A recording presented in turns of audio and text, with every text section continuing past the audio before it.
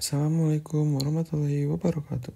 Perkenalkan, saya Fajri Paujan Baihaqi dari kelas Informatika 2C dengan NIM 2306660121152.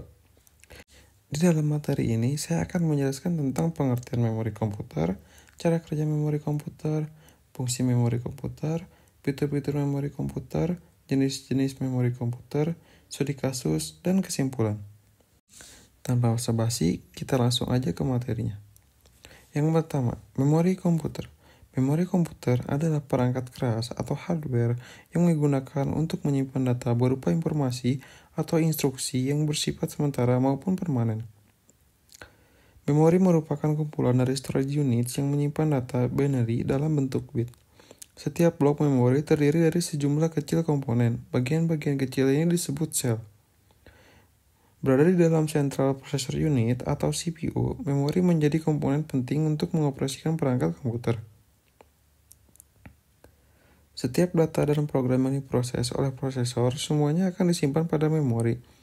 Data yang bersifat sementara akan hilang secara otomatis jika perangkat dimatikan, sedangkan data yang bersifat permanen akan tetap ada sekalipun aliran listrik dimatikan. Lalu kita lanjut langsung ke materi kedua, yaitu cara kerja memori komputer.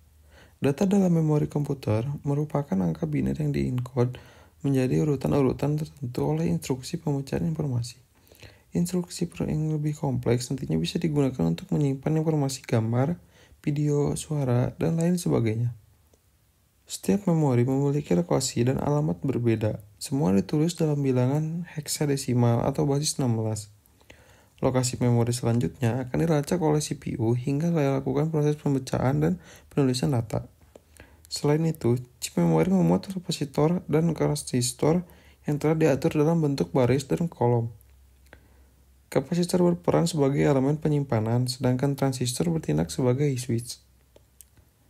Ketika perangkat komputer dihidupkan, controller memori dan beban basic input-output system atau BIOS dan read-only memory atau ROM akan memeriksa semua alamat memori.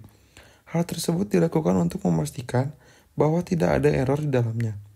Pada prosesnya, BIOS akan menyediakan informasi-informasi dasar terkait susunan baud, perangkat penyimpanan, dan lain sebagainya. Setelah itu, Random Access Memory atau RAM akan memuat operasi sistem dari hard drive hingga CPU dapat mengakses sistem operasi secara langsung. Semua program yang dijalankan perangkat komputer dimuat ke dalam RAM. Keberadaan memori komputer membuat proses transfer data bisa dilakukan lebih cepat. Pada dasarnya, cara kerja komputer memori melibatkan proses yang saling berkaitan antara RAM dan ROM. Nah, keduanya melibatkan CPU sebagai mediator sehingga perangkat mampu menjalankan program sebagaimana mestinya. Selain itu, banyak orang menamakan eksternal RAM guna mendongkrak kinerja komputer. Fungsi memori komputer. Memori komputer secara garis besar berfungsi sebagai sarana penyimpanan data, baik sementara maupun permanen. Adapun fungsi lain dari memori, yaitu yang pertama, menyimpan data dari perangkat input hingga dikirimkan ke arithmetic dan logic unit. Kedua, menyimpan instruksi dari sebagian besar perangkat input. Yang ketiga, sebagai media penyimpanan berkas penting yang berhubung dengan operating system. Yang keempat, menyimpan data semua aplikasi dan charge. Yang kelima, dapat digunakan untuk membackup data. Dan yang terakhir, menyimpan data multimedia. Fitur-fitur memori komputer. Yang pertama, lokasi memori. Fitur ini menandakan lokasi penempatan memori, apakah berada di dalam atau di luar. Memori internal disebut juga sebagai memori utama karena tertanam dalam komputer memori. Misalnya memori utama, charge, dan register. Sedangkan memori eksternal merupakan media penyimpanan yang berada di luar atau terpisah dari perangkat. Misalnya USB, disk, CD, tab, dan lain-lain. Yang kedua, kapasitas memori. Kapasitas memori merupakan salah satu hal yang penting dari memori komputer, baik internal maupun eksternal. Kapasitas memori eksternal biasanya diukur dalam bentuk byte, sedangkan internal berbentuk byte atau word. Semakin besar kapasitas memori, semakin bagus pula kinerja perangkat komputer. Yang ketiga, unit transfer. Fitur ini mengukur kecepatan proses penulisan dan pembacaan data. Pada internal memori, kecepatan transfer data umumnya memiliki tingkat yang sama dengan ukuran Word. Sementara pada eksternal memori, transfer data tidak akan sama dengan Word karena unit transfernya cenderung dengan lebih besar. Dalam hal ini, unit transfer memiliki eksternal berbentuk blok. Lalu yang keempat, metode akses. Fitur ini mencakup bagaimana cara perangkat menulis dan membaca memori. Metode akses yang dimaksud diantaranya yaitu Associative Access Method, Direct Memory Address, Random Access Method, Sequential Access Method. Dan yang kelima, kinerja memori. Secara umum, kinerja memori dibagi menjadi 3 bagian. Di antaranya yaitu 1. Transfer rate merupakan kecepatan transfer data untuk mengirimkan memori ke perangkat eksternal atau internal memori maupun sebaliknya. Yang kedua, memory cycle time. Total waktu yang diperlukan dalam mengakses blok pertama sebelum akses kedua dilakukan. Lalu access time. Pada RAM, access time merupakan gambaran total waktu dalam proses membaca atau menulis data yang nantinya dikirimkan menuju memori. Lalu yang terakhir, sifat memori. Fitur ini mewakili perilaku fisik memori, sebut saja volatil dan non-volatil memori.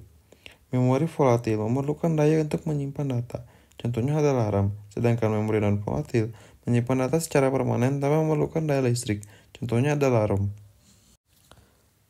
Lalu, jenis-jenis memori komputer. Yang pertama ada primer, sekunder, cache, dan register.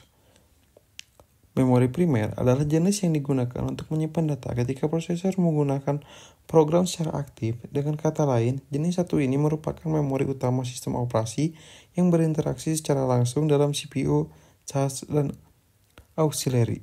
Contoh memori primer diantaranya ini RAM dan ROM.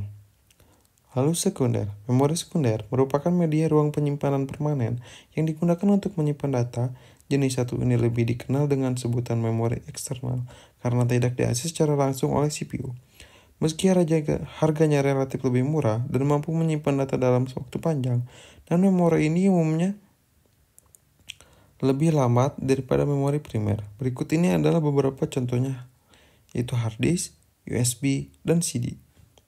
Lalu ada cache. Memori cache memiliki ukuran kecil serta dapat kamu temui di antaranya memori utama dan CPU.